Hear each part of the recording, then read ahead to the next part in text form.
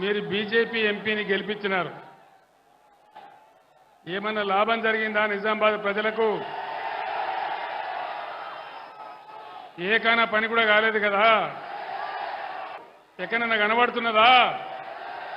రోజు దేశంలో మహిళల మీద అత్యాచారాలే తప్ప ఎక్కడన్నా బేటీ పడావో ఉందా? బేటీకి రక్షణ ఉందా?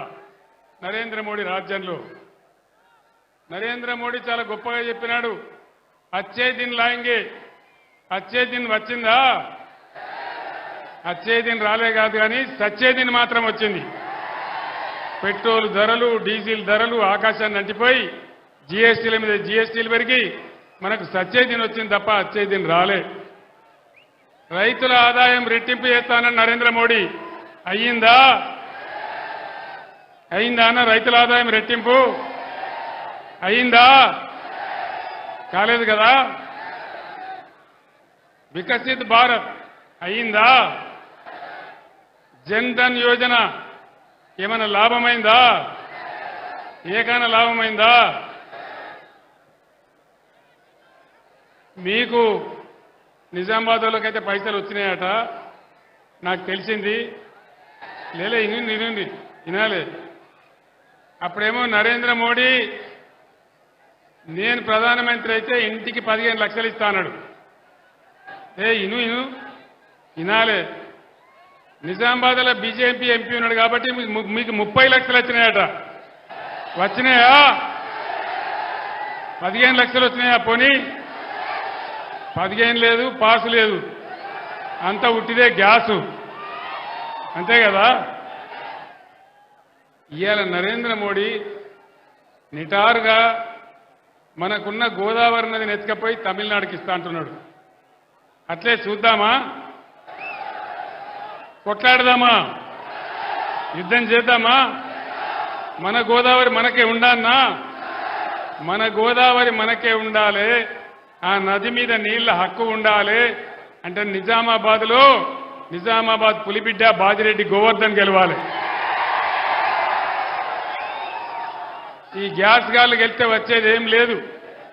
తాకులాటలు పెట్టించడు తప్ప, పగలు పెట్టించడు తప్ప ఈ గ్యాస్ కంపెనీలు గెలిస్తే వచ్చేది ఏమీ లేదు. నేను ఎందుకు చెప్తున్నా అంటే నిజామాబాద్ గడ్డ నేను ఈ గులాబీ జెండా ఎత్తిన నాడు నంబర్ 1గా నా ఎంబడి నిలబడి నిజామాబాద్ జిల్లా పరిషత్ గెలిపించిన జిల్లా ఈ జిల్లా. అది కేసీఆర్ చచ్చిపోయే వరకు కూడా నా గుండెల్లో ఉంటుంది.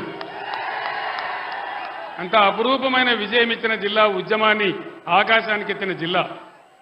మరి ఈరోజు మీ బిడ్డగా నేను చెప్తా ఉన్నా, నేను ఊరికే ఆశామాసిగా చెప్ప. గోదావరి నదిని తీసుకుపోతా అని అంటున్నాడు. ఇవాళ బీజేపీ ఎంపీలు గెలిస్తే నరేంద్ర మోడీ దగ్గర చేతులు కట్టుకొని నిల్చుంటారు తప్ప నోరు తెరుతారా? మన హక్కుల గురించి తెలిసిండ్రా? రైతు బంధు వచ్చిందా? రాలేదా? ఇన్నేళ్ళ మోపైంది. మీకు తెలియదు, వస్తా ఉంది, స్టార్ట్ అయింది. ఏమైంది? ఎందుకు స్టార్ట్ అయింది? బంద్ అయిన రైతు బంధు ఎందుకు స్టార్ట్ అయింది? కేసీఆర్ రథం ఎక్కంగానే, కేసీఆర్ రోడ్డు మీద పడంగానే, కేసీఆర్ పిడికిలి బిగించంగానే దెబ్బకు దయ్యం వదిలింది. ఇవాళ ఎత్తాను రైతు బంధు, ఇలా స్టార్ట్ చేస్తా ఉన్నారు. రైతు బంధు స్టార్ట్ చేసినారు అంటే దాని అర్థమైంది, పోరాడకపోతే ఏది జరగదు.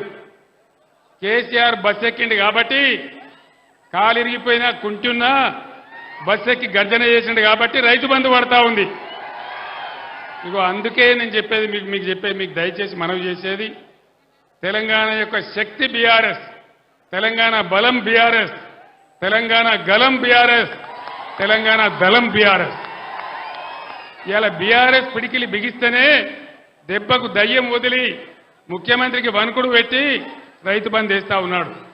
రేపు 2 లక్షల రుణమాఫీ ఇచ్చేదాకా ఈ ముఖ్యమంత్రి మెడలు, ప్రభుత్వం మెడలు వంచి ఆ 2 లక్షల రుణమాఫీ కక్కిచ్చేదాకా బీఆర్ఎస్ కొట్లాడాలి.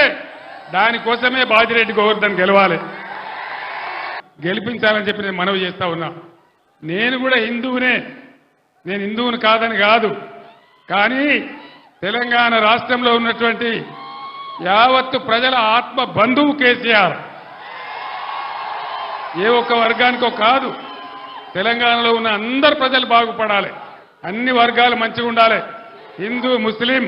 హిందూ ముస్లిం బాయి బాయి ఉండాలి, అందరం కలిసి బతకాలి. దానిలోనే గొప్పతనం ఉంటుంది, దానిలోనే బలం ఉంటుంది. కానీ ప్రజలను విడదీసి చీలదీసి మత విద్వేషాలు రెచ్చగొడితే వచ్చేదేమి ఉండదు. మీ ఎంపీ నోరు తెరిస్తే ఎటువంటి మాటలు ఉంటాయో మీకు తెలుసు, ఎంత గందరగోళం ఉంటుందో మీకు తెలుసు.